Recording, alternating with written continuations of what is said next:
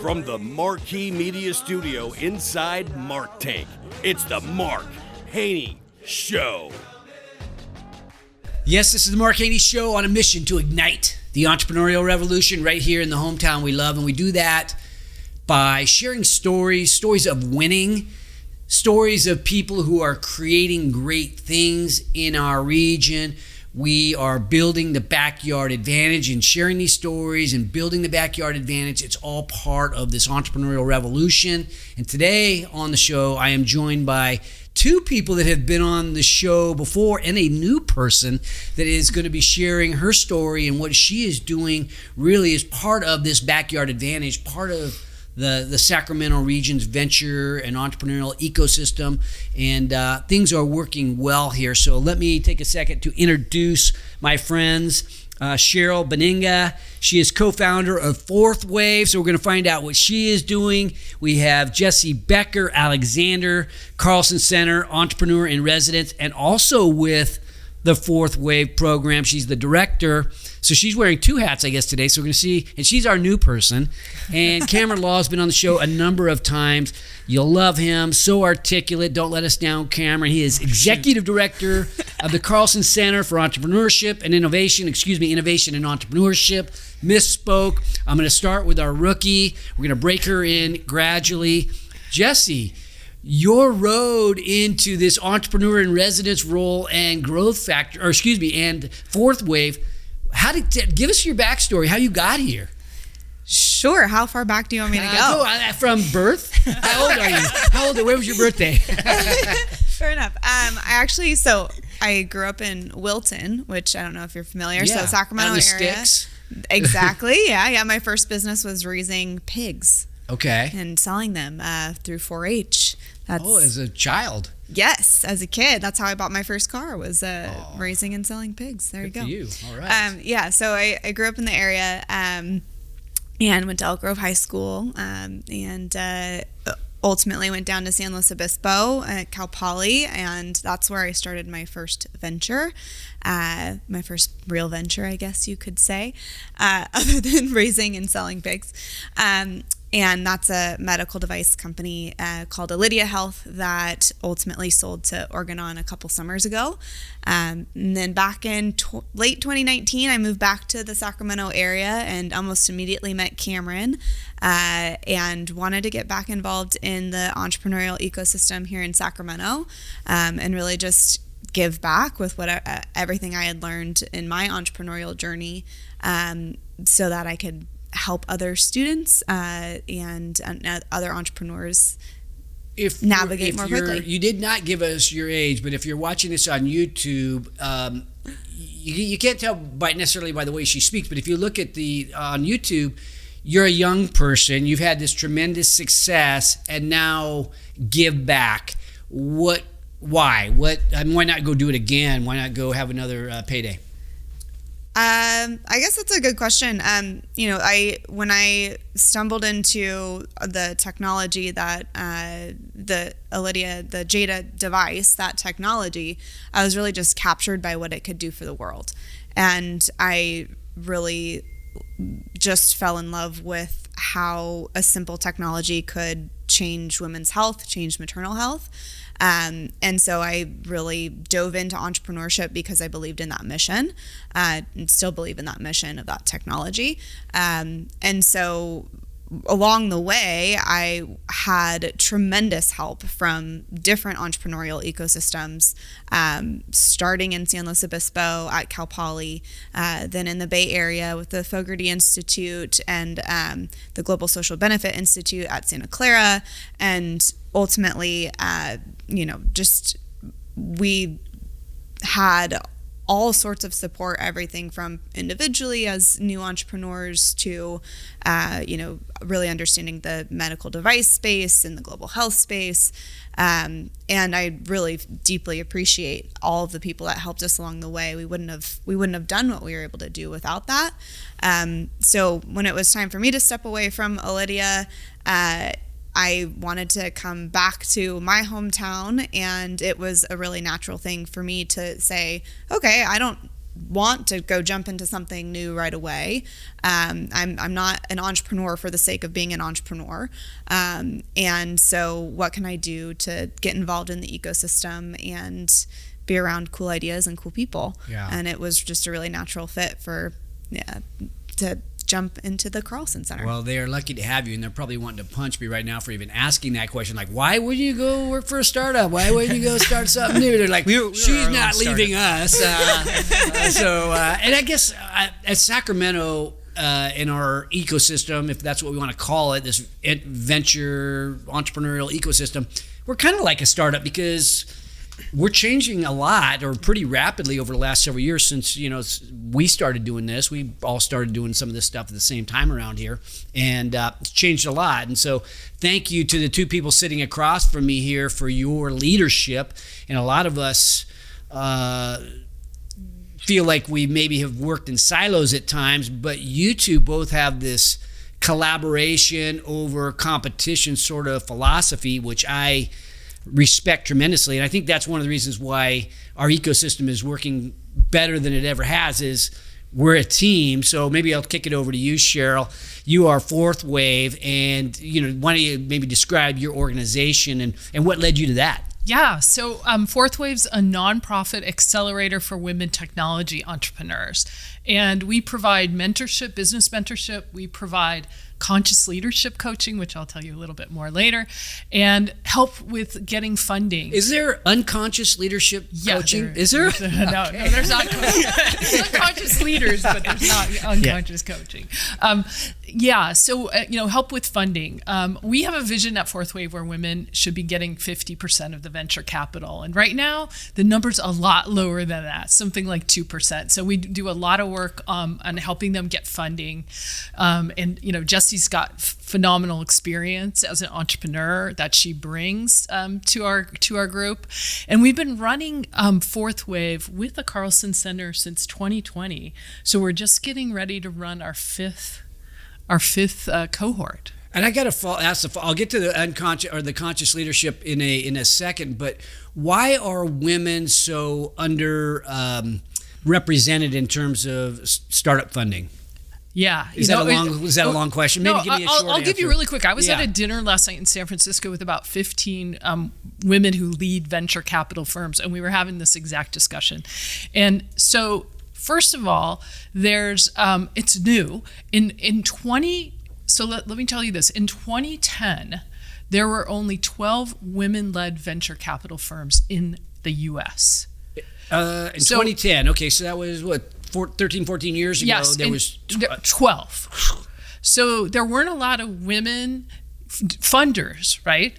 And so there's a little bit of a bias there, because people invest in what they know. They hit it off with the guy Jessie, quicker. who is doing postpartum hemorrhage, you can anyway. That's one thing. We can get into that later. Yeah, that's the solution she was providing the market for, which is like a leading cause of death of women giving childbirth. So there's lack of women venture firms today. There are over 300. Okay, so we've had this rapid growth. So there could be this growth. The problem is right now those women-led venture funds are very small. They tend to be in the 10 to 20 million range, and we need to get a lot market. They're newer funds, so they just haven't had a chance to establish their self in the market. So there's kind of a lack of that infrastructure there. Number one, there have been lots of studies. There's unconscious bias because a lot of people, if they don't invest what they don't know, they invest in people in their networks, and so there's quite a bit of unconscious bias in the investor. Okay, so we have a venture fund. We have three, main founders: myself, Rick, obviously guys, and then Monique Brown, who's a female who is every bit as involved in she's probably the hardest worker out of all of us. Are we a woman firm because we have Monique? There's a really interesting piece of data that shows that teams that have at least one woman in decision making will invest in more women and men-women teams than those who don't. Interesting. So it's definitely having a woman on the team makes a huge difference. Yeah, and then we have Nikki as well, female, and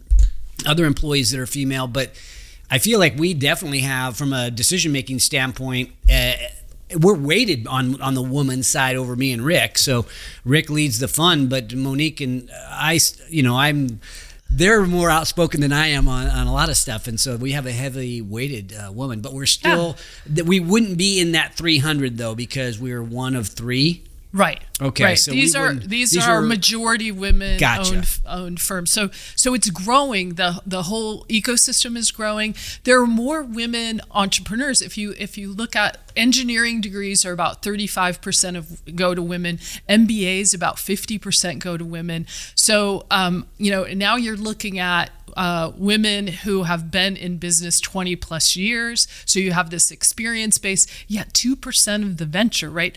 That there's a massive, misweighting there. So that's really opportunity for investors. And right? you've got a tech background, so you're bringing your tech background to this effort. And then you're an accelerator, but part of this is venture capital too, which we can continue to talk about.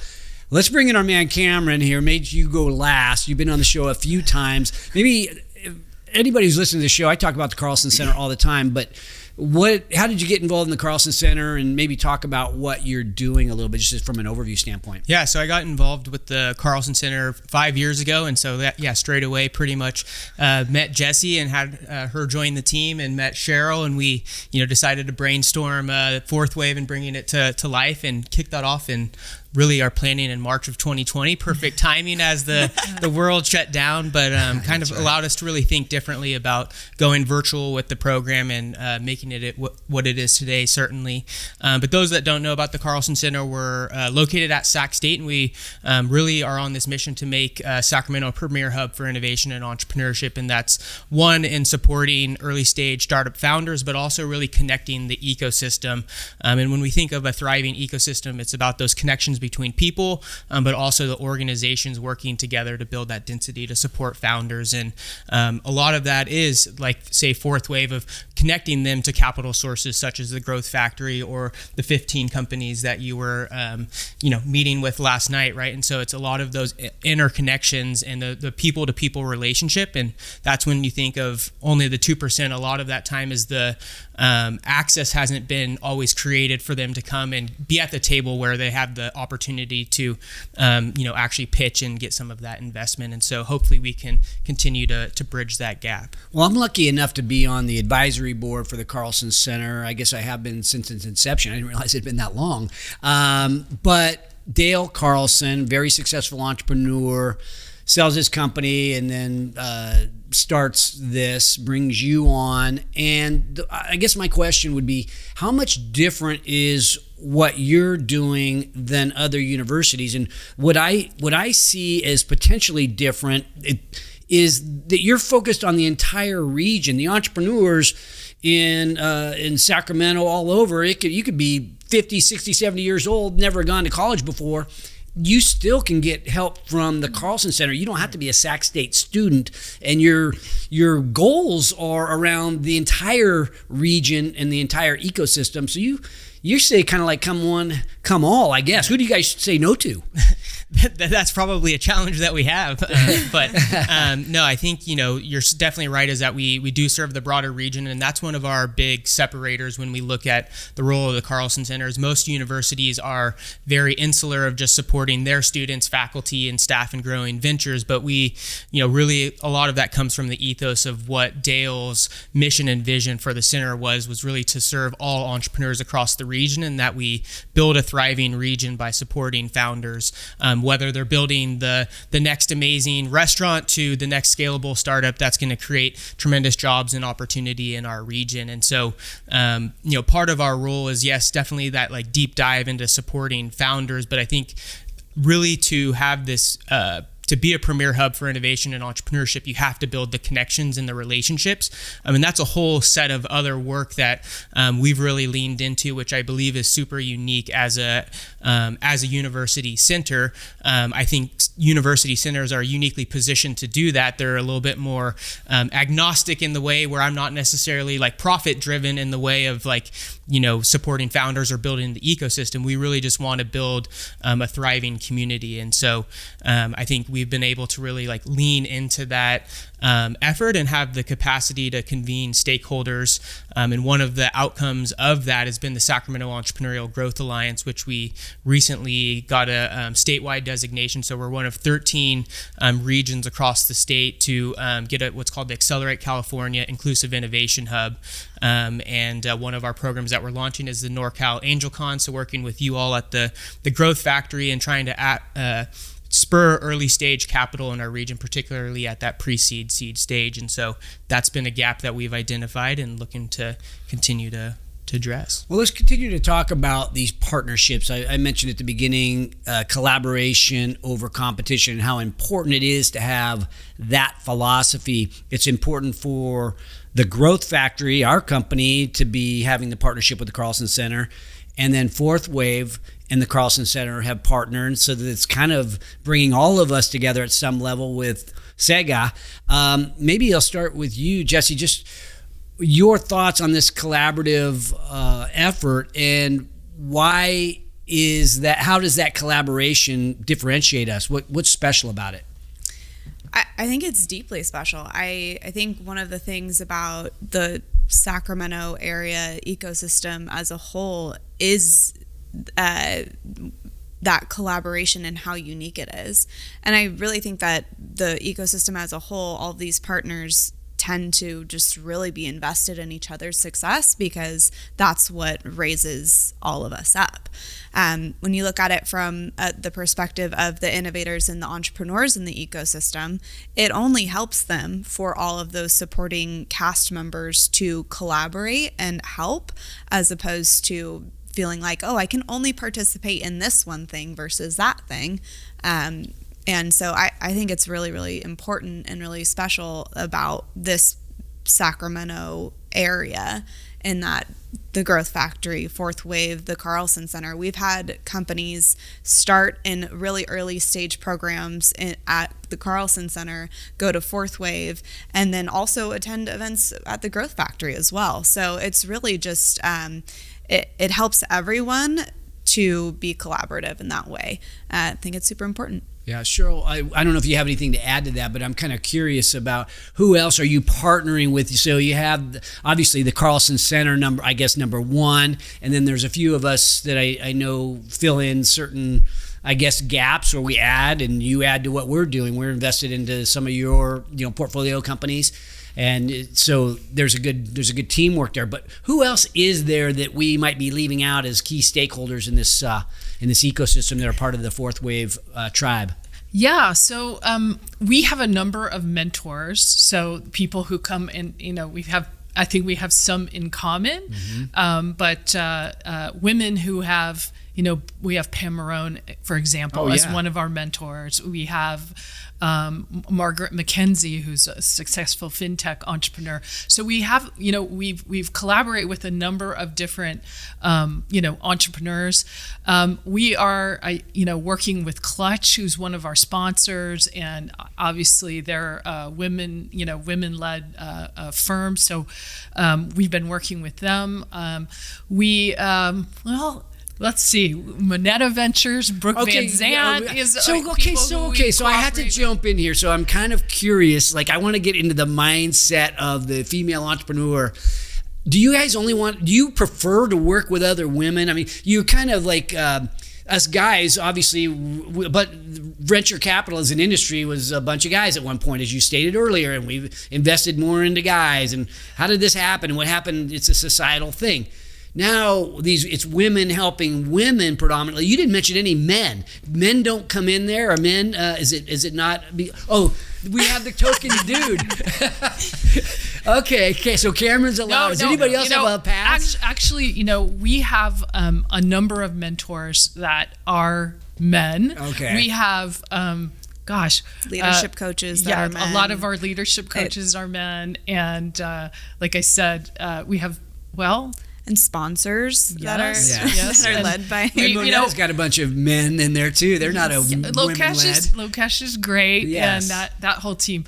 But would you prefer? I guess that was it. Well, do you prefer? Or are you just more at ease if you have a woman come in to help? Here's the thing: is that it's very important to kind of see role models that look like you, that have backgrounds like you. And so we give each woman a one-on-one business mentor. Their one-on-one business mentor is a woman who has built a company and has significant experience in whatever vertical they're in. So for instance, Jessie will mentor, we've had many women in medtech come through, and she'll mentor. We have a professor down at Cal Poly San Luis Obispo, a woman who's built companies. And so that's in Pam Marone, who's been, mentoring in the ag tech and area. And so that's really important for, you just, I think for women and even the students at Sac State, we have student interns who are to be able to see, that, hey, I could do it, she did it, share experiences. And then there's plenty of room. Men have to be great advocates to help, right? To help with the funding, to help with experience. Not that I'm not advocating. I say it more just to kind of reinforce what it really is. And what I see with Monique and Nikki, and I would have to assume for you and Jessie as well, is everybody's trying, well, not everybody, the majority of us are trying to keep things as balanced as we can, even though there's a lot more men. I guess it's easier to come by a man speaker, to come out and talk about leadership or entrepreneurship or venture capital, because it's heavier weighted that way. So it's easier to sort of run into those people. Are you finding that you just get asked right and left because there's fewer of you in women venture and this women leadership to go be the spokespeople for the cause? Go ahead, Jessie, you could take that. I mean, you said you were speaking like 4 or 5 times already this week, and it's like, sure. I mean, I don't speak 4 or 5. I do this all the time, and I don't speak 4 or 5. I don't speak every day at some event. So sure. And it's, yeah. Maybe they don't like me. I don't know, but I don't get asked as much. But Monique I can't turn on her phone. Well, Monique is a wonderful human, and so she should be asked to speak everywhere all the time. For sure. So it's an interesting question. I think the question you asked earlier, like, I actually want to call back to that. You asked, is it more comfortable for women to be around other women? And I don't think that's we've operated in the same spaces that you all have the whole time. So it's not a question of comfort. I think it's more that having role models, like Cheryl said, is really important, because when you are operating in a space with different challenges from the majority of the other people, that they might have other challenges as well.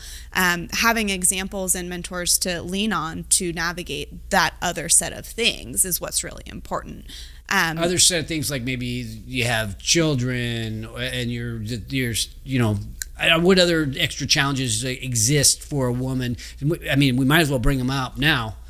Okay. I got my own challenges. I don't want to bring those up, but let's talk about, are there certain challenges that women sort of face that maybe aren't as common for the guys?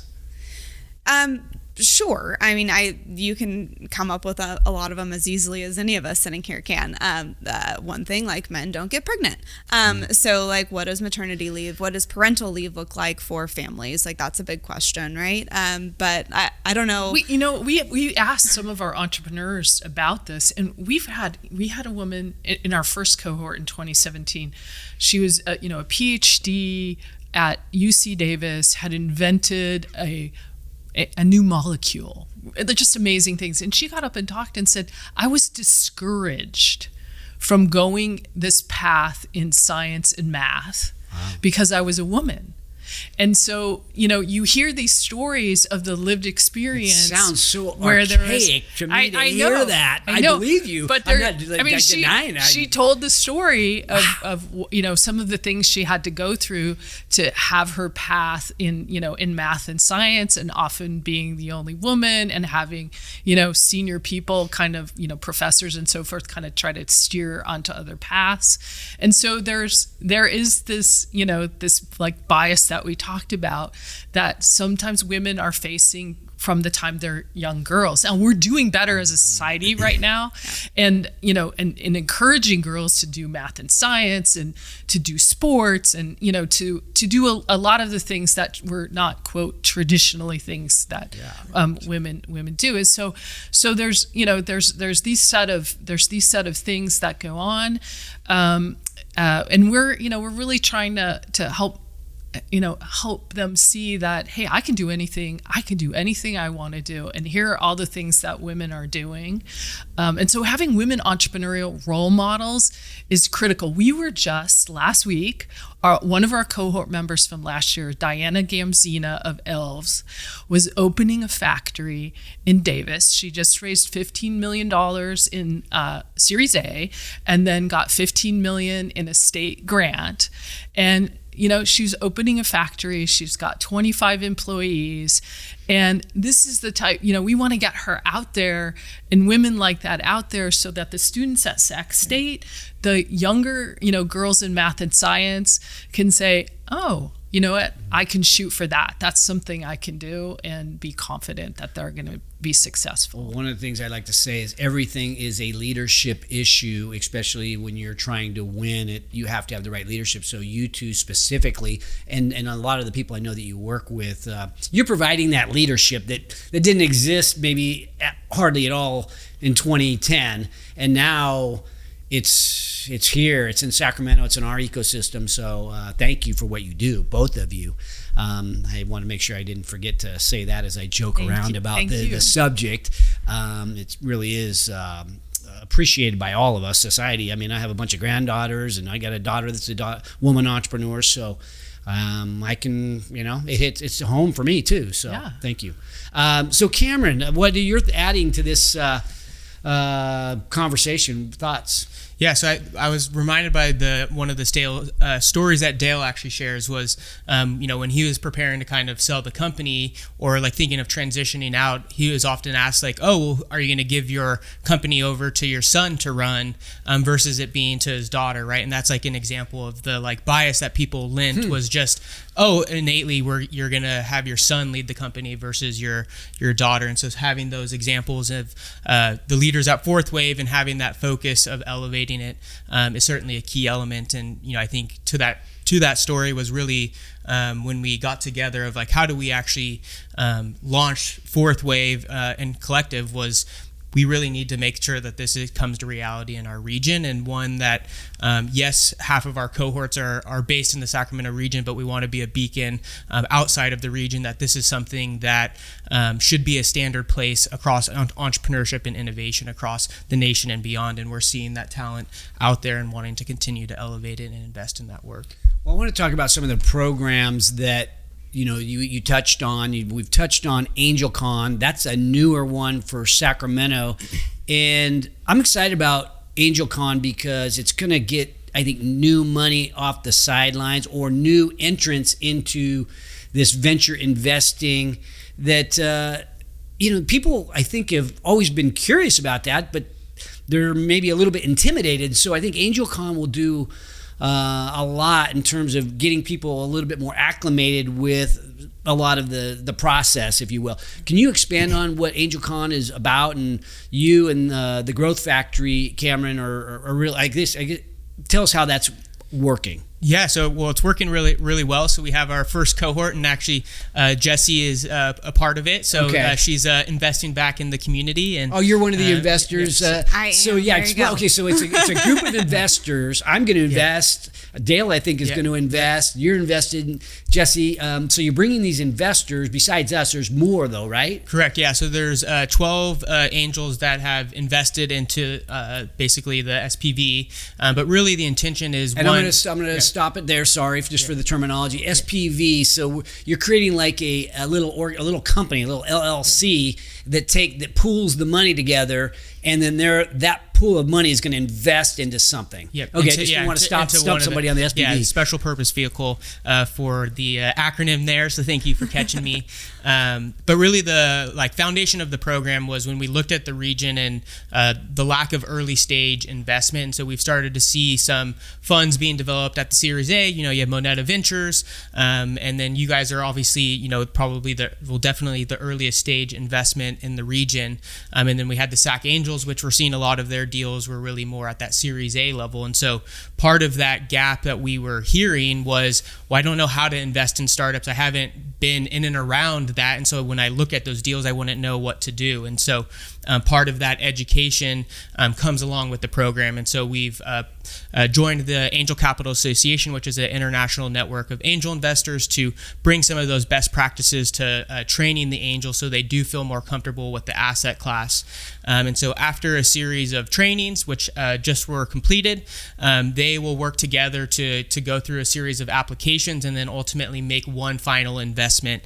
And that will take place in November during Global Entrepreneurship Week, where 6 companies will be the finalists that will actually pitch, and they'll make one investment. And so it's going to be $105,000, $85,000 in equity investment, and then $20,000 in non-dilutive capital, which has been our Spark Venture dollars at the Carlsen Center. And so really, we are building on a model that's been successful in other communities. So Jessie's seen that in the Cal Poly area and has actually been mentored companies who've gone into that space. And so we've built on that model, as well as San Diego.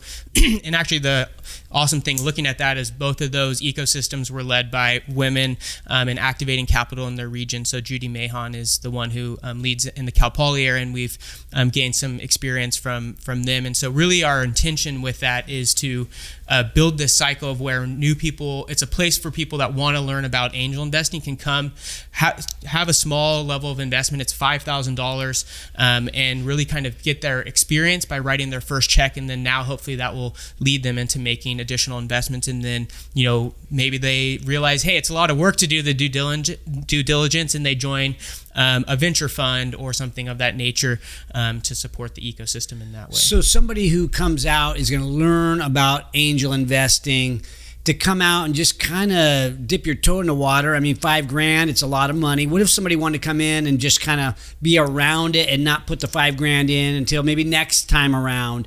Can they come out and just be a voyeur, if you will, just kind of watch what's going on, or do you have to throw in $5,000 just to be associated? For this initial cohort, you did have to make a commitment to invest, and part of that was us trying to figure out and locking the program and wanting to, really dive in deeper with those that were wanting to actually make the commitment to invest at the end of the day.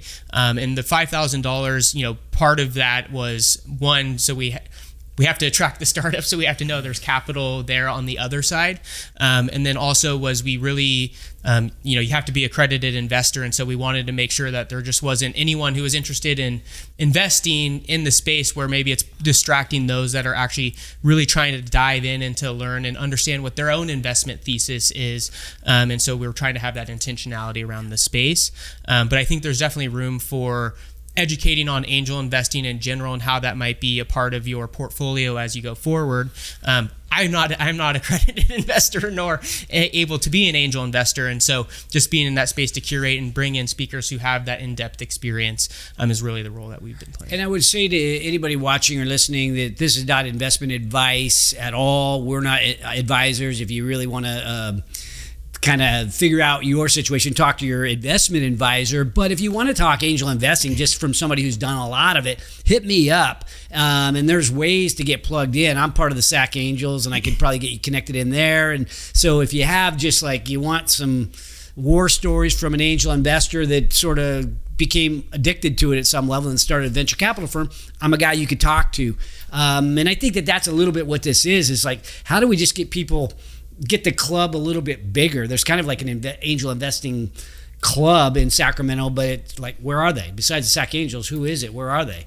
And you got to get familiarized with it. Yeah, and we're seeing it's not necessarily the uber wealthy people. It's people who have they meet the threshold of being an accredited investor, but really see that impact that they want to make in their community by investing in startups. And so this is an easy launch pad into that, where I don't have to necessarily pay a $5,000 fee just to have the right to to see companies, say through the SAC Angels.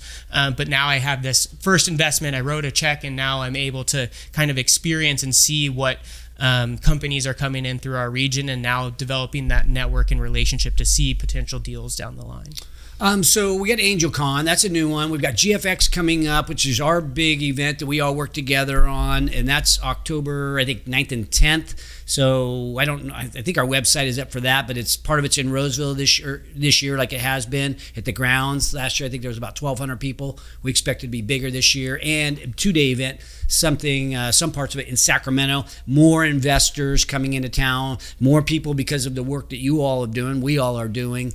We're getting just a little bit more attention here in the Sacramento region, so should be a great event in October. What other programs and events are, I guess, on the horizon? Yeah, so Growth Factory, Clutch, and FourthWave, we're cooperating on an event coming up September 14th, which is called Show Her the Money. We are? Yeah, we are. Nobody told me. Yeah. Monique. Talk to Monique. Darn it. There is... Show Her the Money? There is an award... That's a great marketing thing. There's an awesome. award-winning documentary that was filmed down in Los Angeles with some of the top women venture capitalists, with women entrepreneurs that they've funded, and they're growing companies, and kind of their story about getting funding and how difficult it is, in particular for women, and how they hurdles that we were just talking about, special hurdles that they have to go through, but how we can help them be more successful. So really bringing that to the community on September 14th at the B Street Theater.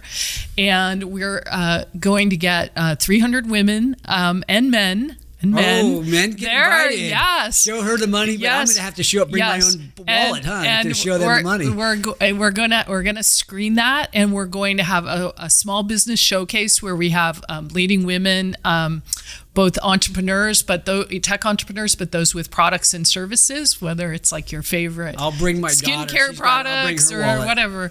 And then, a panel discussion with some of the producers and people that are in the film, as well as a number of FourthWave entrepreneurs who have raised money successfully, talking about their journey. We're going to have Antoinette Banks, who was one of our FourthWave entrepreneurs, who last year won the Pharrell Williams Black Ambition Award, national award. She got first place, $1 million. We'll have Diana, who just opened her factory. We'll have Janine Yancey of M-Train, who's gone on to raise quite a bit of capital, and it's like sounds exciting. 500 enterprise. It's September 14th. September 14th. Yes. And where's it at? At the B Street Theater. B Street. Oh, okay, that's that theater in the round, huh? Yeah. Okay. Yeah. So that's going to be a fun event. We want to get women who are in business, entrepreneurs, but then we want to get students and young women. We're Girl Scout troops out there. So that's bring your cookies. That's Hey, that's how you start, right? That's right. So we're really excited about that event and being part of it with everyone in the community. Yeah. Jessie, any programs to speak of I know you've got at the Carlsen Center? You guys prep programs. Absolutely. I don't know how many you juggle over there. You got so many. It depends on the day. Yeah. But the biggest thing that's coming up from a programmatic standpoint is the FourthWave Accelerator is going to be ramping up this summer for the 2024 cohort. The applications are now open for technology companies that are led by women, and the applications are due June 7th. So that application is open. Our accelerator program is a fantastic program. It really is. It has all the core components of a tech accelerator that you would expect, but on top of that, and equally as important in our program is this focus on leadership training for the leaders of the company, because we believe that great leaders make great companies and change the world. I'm going to dive into that a little bit, because there's so many technologists, let's call it, people who are great with the product, they're inventing stuff, but they haven't really been the CEO of a company before. This is new to them. And so you're providing leadership, like how to be a CEO? I would say less about how to be. We have lots of entrepreneurs who have a business background, so it's more about focusing on conscious leadership, and some of these other tools that enable leaders and whether that's technologists or generalists to be the best humans they can be and really create with a growth mindset and create beyond what you can do just by efforting yourself. Yeah. Okay, so how many people do you accept into the program every year? We've typically had between 10 to 13 companies in the accelerator program on an annual basis. Yeah. Okay, and so that's the kind of the right number to get the right, I guess, get it gelling together. Yeah. Okay, so I'm going to kick it over. You mentioned conscious leadership. I got to go over to Cheryl. Okay, what's the what is this conscious leadership? Because it sounds really new wave. So conscious leadership.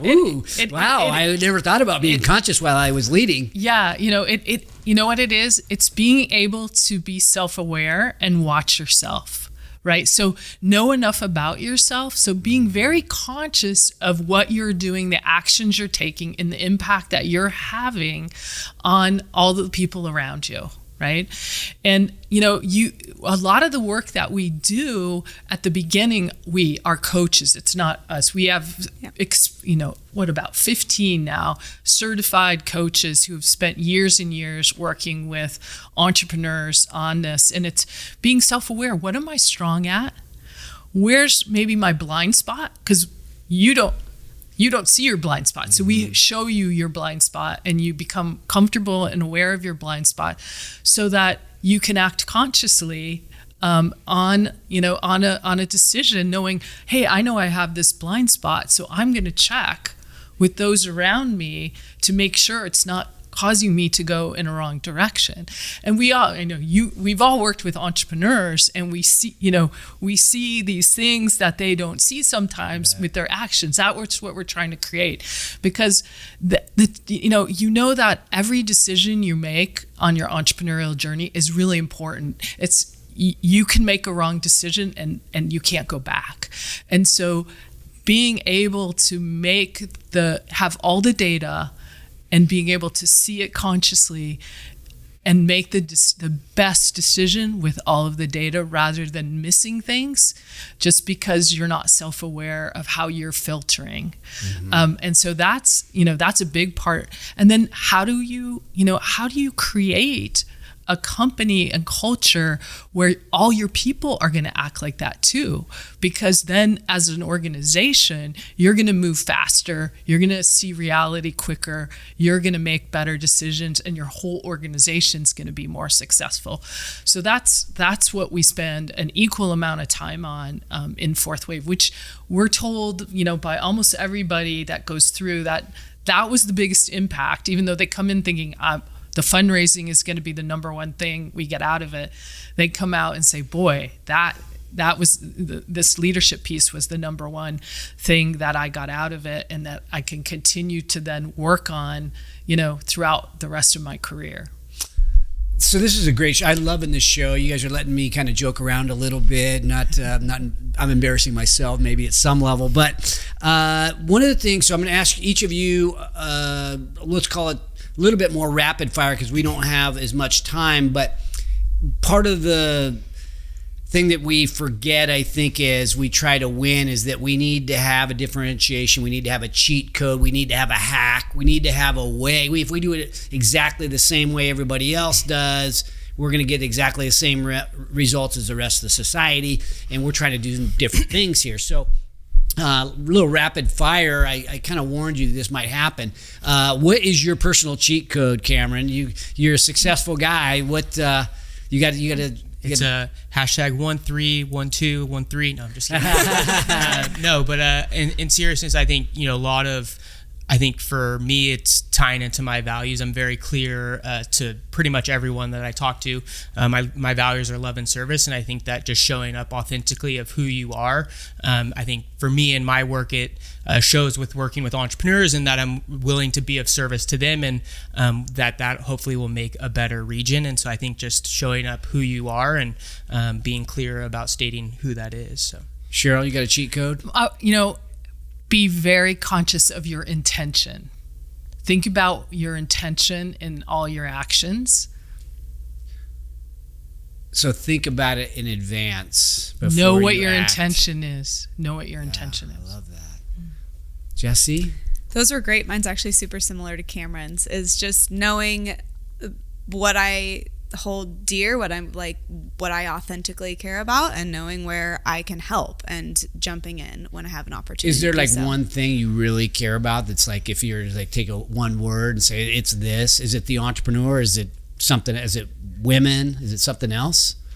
It can be lots of different things. I think what it really comes down to for me is recognizing where I have a skill set that I can help someone move faster, and being able to provide that, whatever that might be.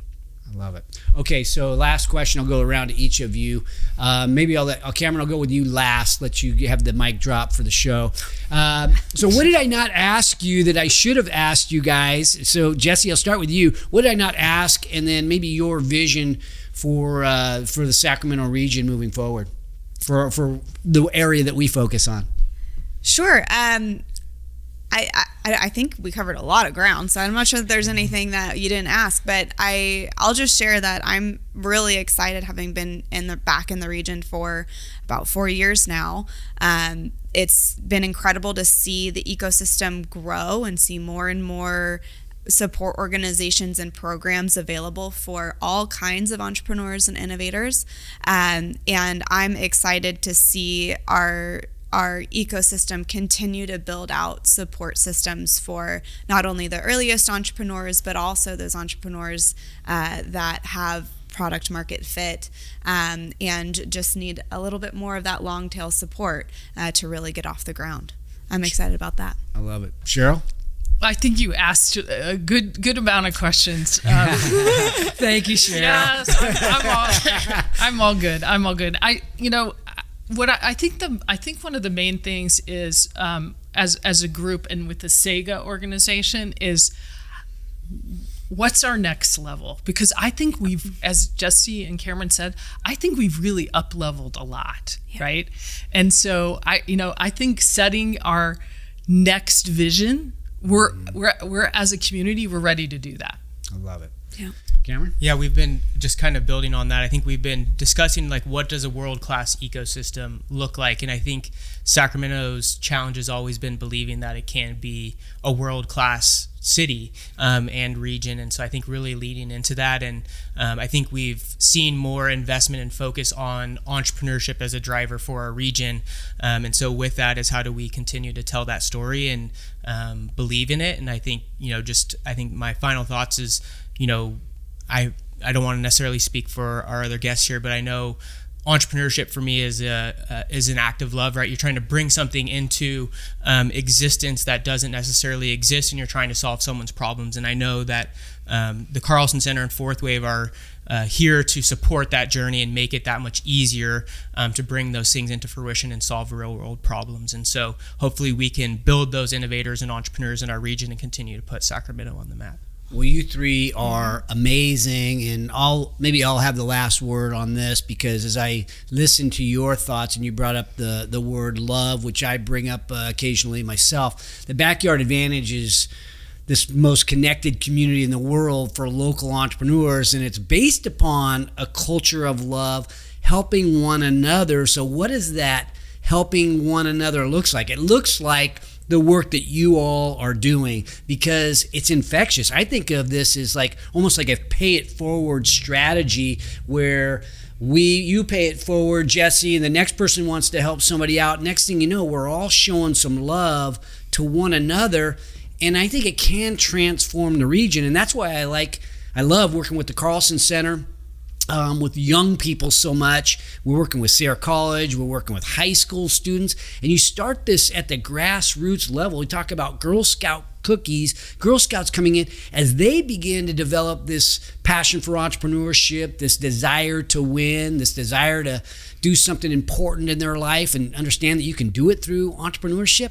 To me, and that there can be a part of this culture of helping one another, showing some love to one another, I think that can be infectious. I think we can develop a culture and a philosophy of showing some love to the fellow entrepreneurs and really to anybody who's trying to build a business. So I love what you're doing. I think we have something happening here in Sacramento that is catching on. I don't know if I'll call it an entrepreneurial revolution yet, but if that culture catches on enough, I think it can transform our region. We won't be just this government cow town. We could be an entrepreneurial town.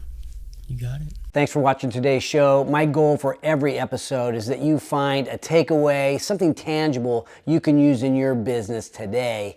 And if you have a comment about a favorite takeaway, feel free to put it in the box below. And if you have a topic that you'd like me to bring up on the show, don't forget to let me know. And also, don't forget to subscribe to our YouTube channel if you want to learn more about entrepreneurship. Because at Haney Biz, we are always by your side.